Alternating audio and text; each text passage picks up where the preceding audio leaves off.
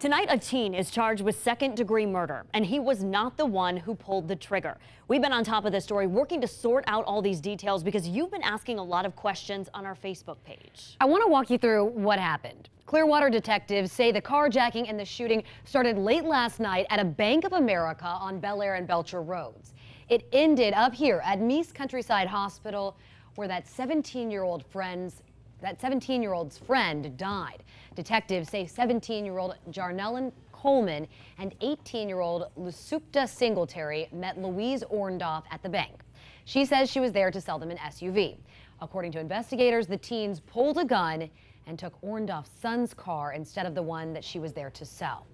As they drove off, officers say Orndorff shot at the car. A bullet hit Singletary. Doctors pronounced him dead at the hospital. For now, Orndorff, the woman who shot that gun, is not facing charges. And Alex, there's a lot of interest in this story because of who is actually charged in this. Of course, rightfully so. I mean, people want to know why Coleman is facing a felony murder charge and not the woman who actually fired the gun. Right. So I'll tell you why, though. It's called the felony murder rule.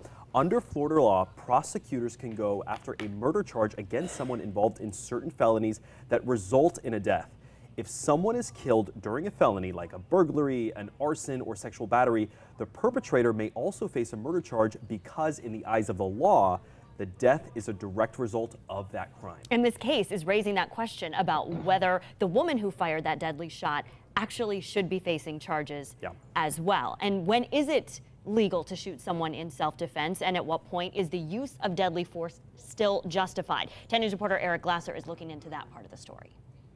She has cried a lot, so, I mean, she's very upset. Ashley Orndorff says her Aunt Louise was devastated to find out that she'd fired the shot that apparently killed one of two teenagers who tried to steal her son's car. You hear about it on the news and everything, but you never expect anything like that to actually hit anybody like us, so close to home. Clearwater police say 17-year-old Jarnellen Coleman and 18-year-old Lusupta Singletary stole a car from Orndorff at gunpoint when they met her and her 18-year-old son Caleb outside this Bank of America. Investigators say as the suspect started pulling out of the parking lot, that is when Orndorff fired a shot at the car.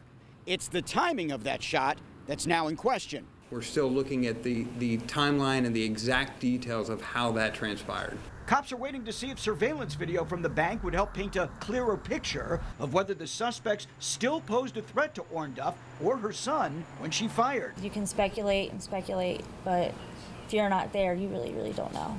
Coleman is already charged with second-degree murder since Singletary's death occurred in the commission of a crime. Police say the state attorney's office will review the case for any possible charges against Orndorff as well. I mean, I'm hoping that that's not something on the table since, with what had happened with them pulling their weapons. On social media, strong feelings from both sides. Laura writing, "Why should she be charged with anything? She was protecting herself and her property." But Phineas says, woman kills someone who is driving away, people say she's a hero. Cops kill someone as they're driving away, people say they should be charged with murder, and people protest for days. The timeline's going to be critical in determining when that shot was fired and what the threat was at the point in time the shot was fired. Cops say they still have questions about where Orndorff got the gun, who it belonged to, and whether it was obtained legally. Regardless, say relatives. I mean, she's a wonderful person.